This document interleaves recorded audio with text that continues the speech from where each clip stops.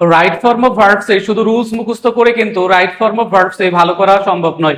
এর জন্য তোমাকে বিগত সালে আসা প্রশ্নগুলা বেশি বেশি পড়তে হবে, ব্যাখ্যা করতে হবে এবং কিভাবে কোন বিষয়টা উত্তর হলো এগুলা অ্যানালাইসিস করতে হবে। এভাবে তুমি যদি ব্যাখ্যা করে পড়ো তাহলে রাইট ফর্ম অফ ভার্বসে আর তোমার কোনো প্রবলেম থাকবে না। আজকে দেখো আমরা সিলেট বোর্ড 2023 সালে আসা একটি রাইট ফর্ম অফ ভার্বসের প্রবলেম নিয়ে আলোচনা করব। আশা করি এই ভিডিওটি দেখার পর এখানে যে রুলগুলো ব্যবহার হয়েছে এগুলো নিয়ে আর তোমার কোনো প্রবলেম থাকবে না। তো দেখো এখানে লেখা আছে যে it is natural that a man can not live alone. তাহলে এখানে লিভ রয়েছে, তার আগে দেখো যে ক্যান নট রয়েছে। দেখো এটা ক্যান হচ্ছে কি ভার্ব, দেখো মডাল ভার্ব। তাহলে মডাল ভার্ব থাকলে বাক্যে অ্যাক্টিভ ভয়েসে কি বসে, দেখো ভার্বের বেস ফর্ম বসে। তাহলে অ্যাক্টিভ ভয়েসে মডাল ভার্বের পরে কি বসে, ভার্বের বেস ফর্ম। মডাল ভার্ব কোনগুলা, can, could, shall, should, will, would, may, might, must, এগুলো হচ্ছে মডাল ভার্ব।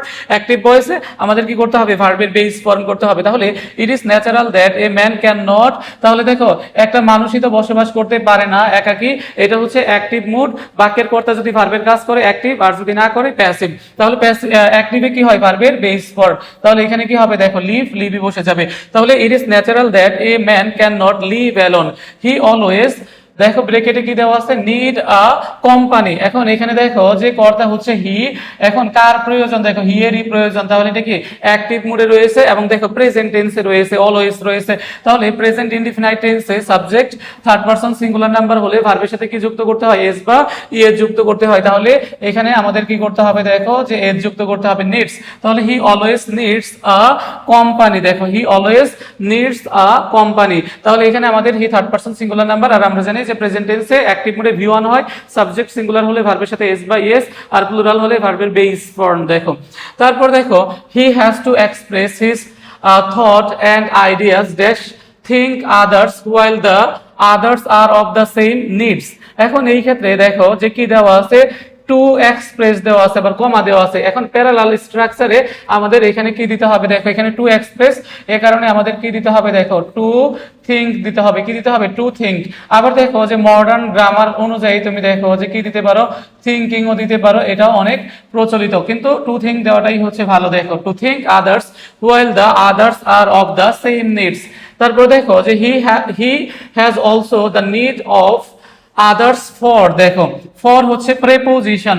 প্রেপোজিশনের পরে কি হয়, ভার্বের সাথে কি হয়, আইএনজি। তোমরা সকলেই জানো যে প্রেপোজিশন এর পরে কি হয়, দেখো ভার্বের সাথে আইএনজি যুক্ত হয়। তাহলে এখানে কি হবে, দেখো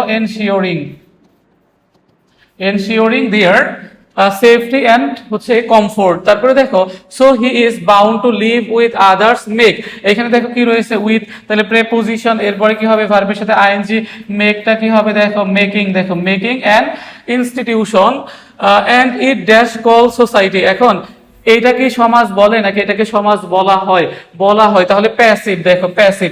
তাহলে প্যাসিভে দেখো যে প্রেজেন্ট টেন্সে কি হয়, দেখো এম ইজ আর দিয়ে কি হয়, বি থ্রি হয়। মনে রাখবা বাক্যের কর্তা যদি না নিজে কাজ না করে সেটা প্যাসিভ মুড হয়। আর প্যাসিভ মুডে কি হয়, দেখো যে প্রেজেন্ট টেন্সে এম ইজ আর দিয়ে বি থ্রি, আয়ের ক্ষেত্রে এম, সিঙ্গুলারে ইজ, প্লুরালে আর, এবং এরপরে কি হয়, দেখো যে বি থ্রি হয়। তাহলে এই ক্ষেত্রে দেখো যে ইট কি হবে, ইটের ক্ষেত্রে সিঙ্গুলার ইজ কল্ড, দেখো ইট ইজ কল্ড সোসাইটি। তারপর দেখো সোসাইটি ড্যাশ বি, তাহলে বি লেখা থাকলে কি হয়, am is are was were. তাহলে প্রেজেন্ট টেন্স নির্দেশ করতেছে, তাহলে এম ইজ আর এর মধ্যে হবে, তাহলে সোসাইটির ক্ষেত্রে কি হবে, ইজ। তাহলে society is the first organisation which dash make by our primitive ancestors. এখন প্রিমিটিভ অ্যানসেস্টরস বলতে কি আমাদের পূর্বপুরুষ বুঝিয়েছে, তাহলে এটা পাস্ট টেন্স। আর দেখো যে এই তোমার সমাজ কি একা একা তৈরি হয়েছে না, দেখো এই কারণে প্যাসিভ। তাহলে দেখো এখানে কি হবে, প্যাসিভে দেখো ওয়াজ অথবা কি হয়, দেখো ওয়ার প্লাস বি থ্রি হয় পাস্ট টেন্সে। তাহলে প্রেজেন্ট টেন্সে প্যাসিভে হয় এম ইজ আর দিয়ে বি থ্রি, আর পাস্ট টেন্সে প্যাসিভে হয় কি, দেখো ওয়াজ ওয়ার দিয়ে বি থ্রি, প্যাসিভ হয়েছে। তাহলে এই ক্ষেত্রে দেখো যে আমাদের এখানে কি হবে, দেখো যে ওয়াজ মেড, ওয়াজ মেকের past participle for made, was made by our primitive ancestors, they are. এখন দেখো বি লেখা থাকলে কি হয়, am is are was were, এটা তো পাস্ট টেন্স হয়ে গেছে এইখানে দেখো। তাহলে ওয়াজ বা ওয়ারের মধ্যে হবে এই দিয়ে থাকার কারণে এখানে আমাদের প্লুরাল করতে হবে, they were the first to contribute to dash develop the হচ্ছে সিভিলাইজেশন।